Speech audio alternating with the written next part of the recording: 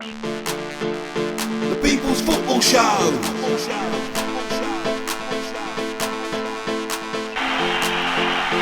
People's Football Show. The People's Football Show.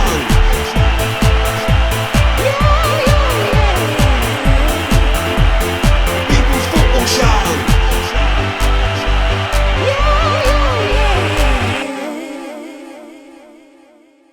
Welcome to the People's Football Show with me, Charles Bailey and Shaka.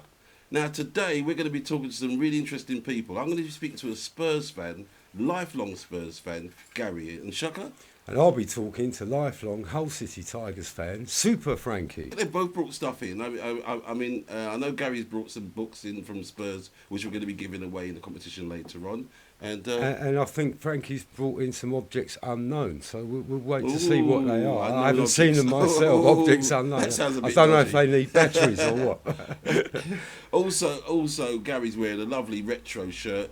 And also, I did a bit of filming outside. Went round to Gary's house because it was his mum's 90th birthday, and she's a lifelong Spurs fan. And we'll be showing you a bit of that later on. This is the big interview. We've been waiting for this man for a long time. We finally got hold of him. It's Gary Booth, legendary Tottenham Hotspur fan. Give him a big shout, Gary. Hey. Tell me something. Thank you for that. Why do you support Spurs? Yeah, is that a loaded question? Well, I've got a good excuse. I was born in Tottenham, a couple of miles south of the ground, into a Tottenham family. My dad was Spurs, he used to go. My brother, a few years older than me, used to go all the time. When you could walk up to the ground, up the high road, which is a long schlep, and he was, say, like 7, and he went with a 10-year-old, and they went there, and through the turnstile, down to the front. It's an old cliche. It's like the old Hovis. It's like the Hovis advert, isn't it? Absolutely. It's not, yeah. And we're talking When? We're talking late 50s. Now, you wouldn't let two boys go out to a ground now, would you, on that ages? But that's sign of the time. So then I came along, and it's been my team ever since. Yeah. Well, now I've had the pleasure of meeting your mum, right? I know. Last week at her 90th Do you birthday. know what she said when you left my house? What did she say? She said, "Is he married?" Well, That's the truth. Well, she's I said, lovely. "Steady, Mum. Steady." I like I it. actually said, "Why does that matter?" But, Get in there, girl. and she, now, your mum is a lifelong, she's as strong as an Oxford 90. Thank you. And For that. then- She is. And covered in She had the scarf on. the scarf, the Yeah. lot. She's a proper Tottenham She is. fan. I mean, unfortunately, my dad died when he was 72. So she sort of probably, she would say, for a quiet life, she came into marrying a Spurs guy, and went to a few matches. But she was bringing up 2 kids, so couldn't go regularly. And she still talks to me on the phone about Spurs matches and sign-ins. So it's great. I mean, I think everybody here would like to still be supporting their club at 90 or, I'll tell or you 70 what, or something. I think she's wonderful. Yeah, thank you. Thank you. And we'll be showing you a little clip of her later Yeah, on. you made her day. Yeah, thank bad. you very much. Now, also, are you happy with the situation at Tottenham? I mean, there seem to be what's the plan? Have you ever seen a happy Spurs supporter? The plan. I think the plan at the moment, and you're seeing it in the papers recently. Obviously, the new stadium has been given the green light. It's going to be 2018, the first season. What, American footballers? Yeah, if push comes to shove, it'll be the NFL stadium. But no, yeah, they've got a contract with them. So Levy is focused. With no disrespect, probably focused a lot more on the financial side. Balancing the We need a books. new stadium. It's going to be 61,000. For what it's worth, slightly more than the Emirates, so a bit of bragging rights until Chelsea build a bigger stadium or something. Ooh. I was reading Liverpool today is announcing 60,000, so Yeah. it's everything and nothing, isn't it? I mean, Yeah, they're all trying to get to sort of Man United's capacity, but they've set a high benchmark. I'll let you in on that one. But the plan, I think he's going to keep a close eye on the balance sheet, which he's known for, which is no bad thing. And I don't know. I mean, if I was talking about it off air about clubs who have come along, they've had a good fan base, but the likes of Man City and Chelsea. Now they will be guaranteed, anybody's picking them to be in the top 4, aren't they, those two clubs? Chelsea probably first in most people's predictions. But, you know... Or second. Or in your prediction.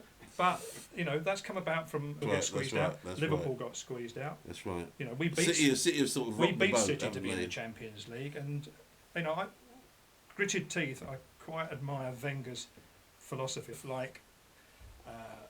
the economics of football, where you know you can get out of proportion, where you can just buy success. You can buy players for millions, and they end up sitting on the bench. You know, I'm not saying Spurs are never going to do that, but at the moment we haven't, and there is. So about Harry Kane, do you reckon you'll hold on to him? Harry Kane. We'll hang on to him. Can we have him? Harry Kane, fantastic for the moment. Okay. He didn't start till November. He was a substitute. Soldado has never cut it. Yeah. And Harry Kane got his chance. And Soldado, he's terrible, isn't he? you can't dress it up anymore. Yeah, I wouldn't be upset if he's. I mean, you know what? If he's gone by at the end of this recording. Well, I tell you what. I was thinking about using Soldado for an advert for Specsavers. Do you know what I mean? So you know those adverts where it's like Soldado, oh, should have gone to Specsavers. Perfect. I think Spurs fans have let him off the hook for too long now. There was talking about he didn't get enough delivery, but it's just not the right club at the right time. No. You know, he's was a great striker. He hasn't been for us. He might still be with us. Who we get as a striker alongside Harry Kane is a very key question, really. Okay, let's get down to the nitty gritty. Are you going to make the top 4 this season? No. You wanted a short answer. So where do you think? I think fifth. Europa? I think 5th again. You know, that was a short answer. Of course, you know, circumstances change. We could get 4th. It's not impossible. Okay, now look. You've got these really nice, interesting books here. Got 3 of them here. Yep. You brought along today. Yep. And what can we have them and give them away in a competition? That's exactly why they're here. Okay. Thanks to the publishers. Tell us about these books then. Well, What's this one here? In no order. This is the Spurs Miscellany, which is a posh word for trivia. You could turn to any page and there's a sort of anorak fact, but some great ones. Try it out. Yeah, read us one out. Oh, we're on the spot here. Let's skip. You can read. I need my glasses. How about this one? This is under the philosophical divide. If Ozzy Ardiles had gone to Arsenal, they would have had him marking the opposing goalkeeper or something. That wasn't. As the audience will see, that wasn't scripted. That was Danny Blanchflower, the Spurs legend, saying that. Anyway, the publishers have been kind enough to give us these books. And let's give a shout to these other 2. Yeah, sure. Well, they look great. That's what it says on the tin. The double. The double. The first team to win it. Last century, I think Aston Villa were the first team to win. A lot of people would want this. Absolutely, great book. So this is the double. Yeah. Historical book about. My mum was seeing that. The double winning side. Double winning side. A very famous side. Yeah, good book by Ken Ferris. Great. Oh, he's great to have. And then last and certainly not least, this is the biography of Tottenham. There's been several because we're such a big club, and this is Julie Welch, who's a Spurs supporter and great. Who's the author? Julie Welch. She did the Glory game. You know, the really film in the and this 70s. And we can have this as well. That's not only that's my copy, but that's going to be reprinted in September. The publisher said they're going to send the brand new copy out to our winner. Okay. So these 3. What's the way they get it, Charles? Beautiful. What you do as you're watching this on YouTube, just leave a message on our YouTube channel. The first people to actually leave a message will send you the books. Well, thank you. That sounds good. Thank you. That's brilliant. So look, it's been really great having you on. It's a pleasure. Just before you go, I've heard of rumor there's some shares going, or you've been buying shares in the not in the club.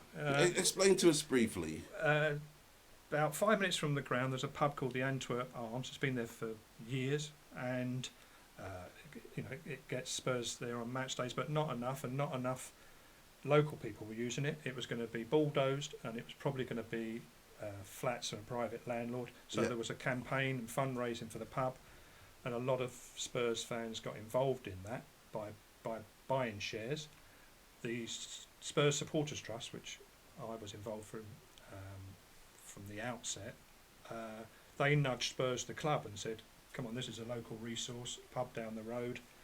It could disappear." And I found out that Spurs actually bought some shares, and the detail is, and I was doing it the other day, you buy 4 shares and then you can become a dividend holder, and if the pub makes profit you get a little cut of it.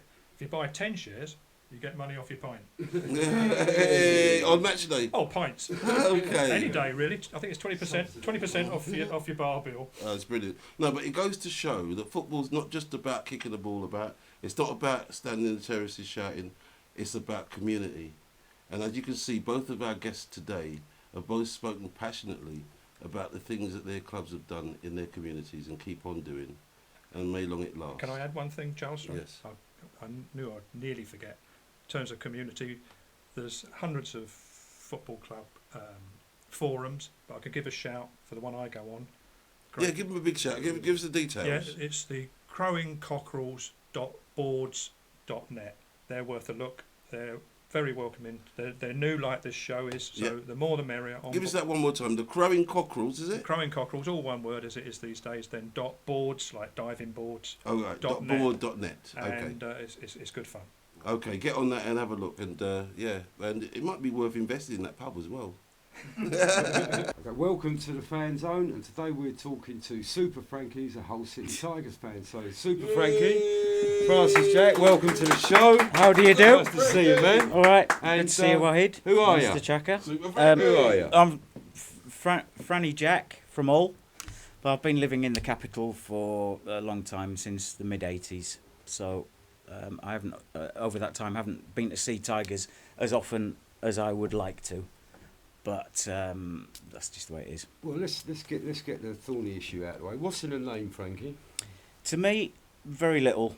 If the FA endorsed the name change, I wouldn't bother. I wouldn't be bothered one bit. As far as the owner goes, Mr. Alam, he's put so much money into that club. He's brought it into the top flight of football. He can call it what he wants, as far as I'm concerned. It's still the same club. Okay, so it doesn't have any effect on the football.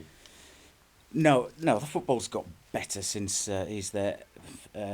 So yeah, no complaints. If the FA allowed a name change, I'd be neither here nor there. I think there's too much people who are too traditional and fight to keep their traditions often cause more trouble than it's worth. I think that's a very good point, Frankie. Okay, look, last season you started really well. You made 4 fantastic signings, most notably Ndoye, and it all went horribly wrong. What happened? We were doing really well, but there was a crucial point for me in the season where Gaston Ramirez got himself sent off against Stoke City, and we were playing at home. We were on top of the game. We were bossing the game, running rings round them, and then just a lack of discipline saw him sent off. And from that point, our season just began to nosedive very quickly. Are you a yo-yo club now? It could well be the case. It's for any team that's new to the top flight of football. It's so difficult to make your niche, make your mark. Indeed. I mean, you spent a lot of time sloshing about there, haven't you? And Oh, of course, yeah. it was 208 was the first time you made it into the top flight. Now, look, That's you right. stuck with Steve Bruce. Yeah, Right? He's a very experienced guy. He's He got is. a great pedigree. yeah. Will he bring you back? I'm sure he will. I was really pleased with the number of players who've decided to stay with the club. There's enough of a team there to take us straight back up. I feel I would be very disappointed with anything less than a top 2 finish. Okay, that's a top 2 finish this Yeah. term. So you're Yeah. going to Boeing straight back. I think so. I think we've got a very Right. strong squad. Okay, well look, that's very optimistic. I wish you well. You should be in good shape. Now look, we've got all these lovely objects here. Mhm. Do you want to tell us about them? I see an FA Cup final ticket there. Yeah, it's just one of those things that Show the camera, Frankie. Yeah, I never ever imagined in my wildest dreams when I was a youngster and for most of my life that Hull City Football Club would ever get into the top division of football, let alone play in an FA Cup final. This is just absolutely mind-blowing and incredible. This wicket, Frankie, tells me you were there. Yes, that's right. Tell us I was up my ladder painting and decorating, trying to earn a few bob, and my You mate are an rang me artist. and he said, "Fran, do you want to go to the FA Cup final?" And I said, "Yeah, I would love to go." He says, "My mate's got 2 tickets, I'm just going to ring him back." So he That rang was him on back. the day. That was on the day. No, it was just 3 days before the final. So I said, "Okay, great." So he rang me back, "Fran, I can only get 1, and I want you to have it." And you had it, Frankie.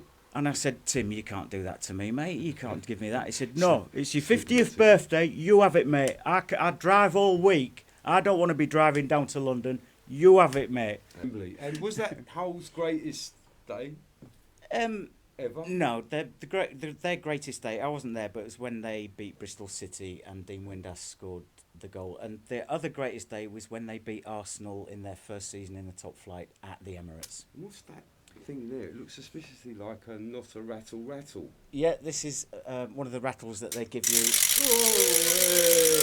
Now, at the some FA of our Cup younger final. viewers might not know what that is. Do you want to Okay. explain why that's even not what it used to be?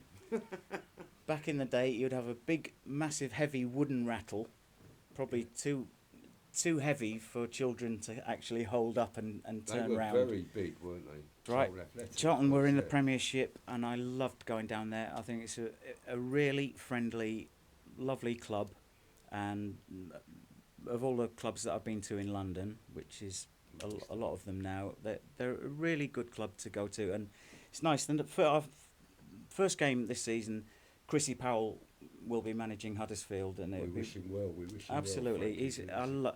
it was great. And normally I would have to dash off to do a gig as soon as the game finished. What do you mean when you're painting someone's house? No, when I was a musician. Oh, I'm, yeah, cool. Yeah. I'm temporarily retired. But I insisted on waiting until Chrissy Powell ran out of the tunnel after the game and waved his hands like that, and all the Charlton fans would go, Well, is there a Tiger anthem? "From Buffery to Wembley, we'll keep the old flag flying." That's my favourite one. And what else have we got here? What's this, Frank? This was these again were handed Show out. the camera. These were handed out We are at Hull. again at the FA Cup final. But yeah, Hull will be the UK City of Culture in the year 2017. And there's a lot of development going on, especially in the city centre. There has been for a good few years. We'll have to see how it goes. It could be really good for the city, but still there are vast areas of Hull which are extremely poor, and it's a rough city. And Okay. it's great We'll- when the football club is doing well, it raises Okay, everybody's that's the spirits, question. and when the club aren't doing well, you can just see it on people's faces that they're back to the old. Life's tough. Okay, Frankie, you've been absolutely splendid. I Thank can't you very thank much. you enough for coming on the show and giving us a song. I hope there's no copyright on that. Last chance. Give us your last shot, your parting shot about what's going to happen with Hull over, let's say, the next 5 years. What are you going to be in 5 years' time? 5 years, I reckon, like you said, the yo-yo thing is quite likely to happen. But if we can just carve out a little niche now that we've got more confidence and more experience at dealing with the top flight, then perhaps we can stick From there. one stripey to another stripey. I Mhm. wish you well. And I Thank look you very forward to much. us resuming our traditional hostilities down at Smellhurst. yeah? Absolutely. Thank you very much. Super Frankie, folks. Thank you very much. Good to be here. And today we have a special guest, a fan of the week, and it's Ernest, who's a mad Arsenal fan. Give him a shout, Ern. Okay. Gooner. He's a gooner. He's a gooner. That's it. That's it.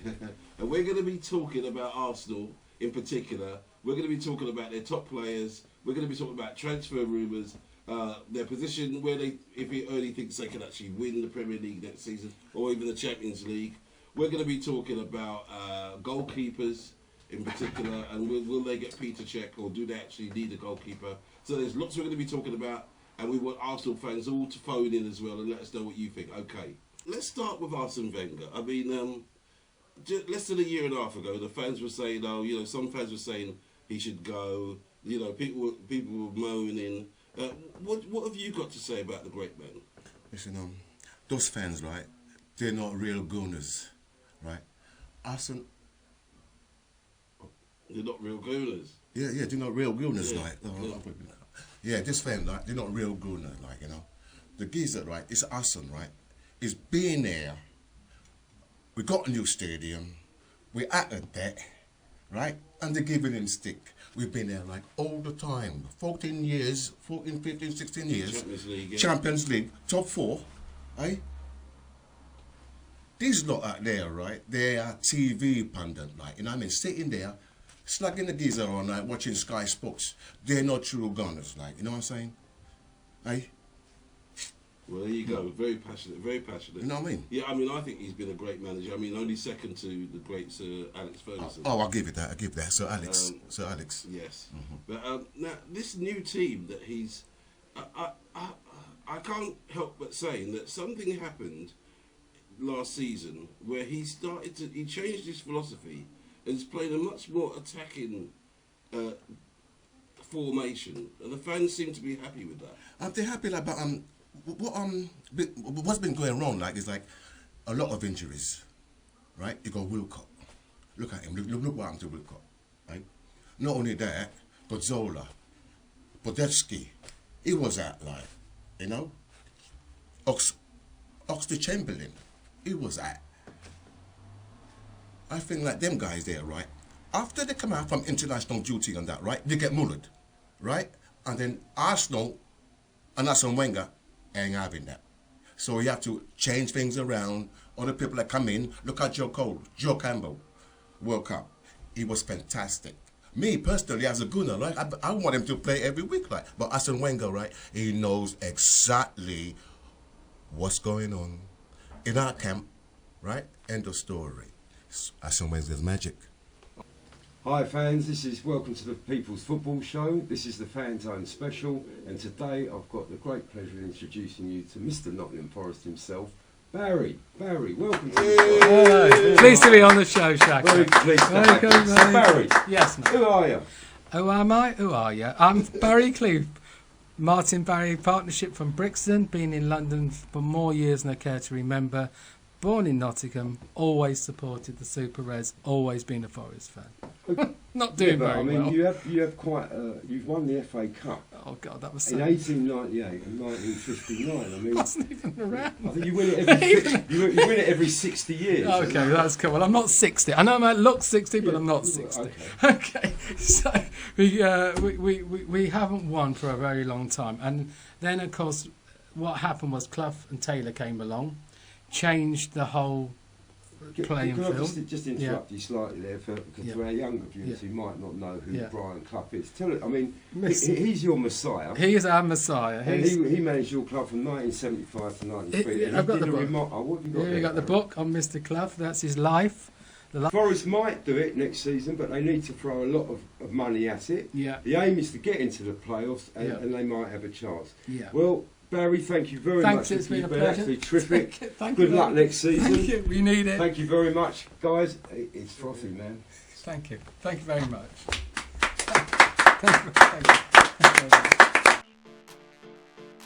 They were born in Tottenham, the two boys, so they went regular on a Saturday. So, Ray, you're Gary's brother, but apparently you've been a fan even longer than Gary. I mean, Even longer than Gary's. tell us about it. I'm in my 7th decade of watching the club. Saw my first game at White Hart Lane in 1957, and it was an Easter bank holiday game against West Brom. How about that for a memory? Come on, you Spurs! Yeah.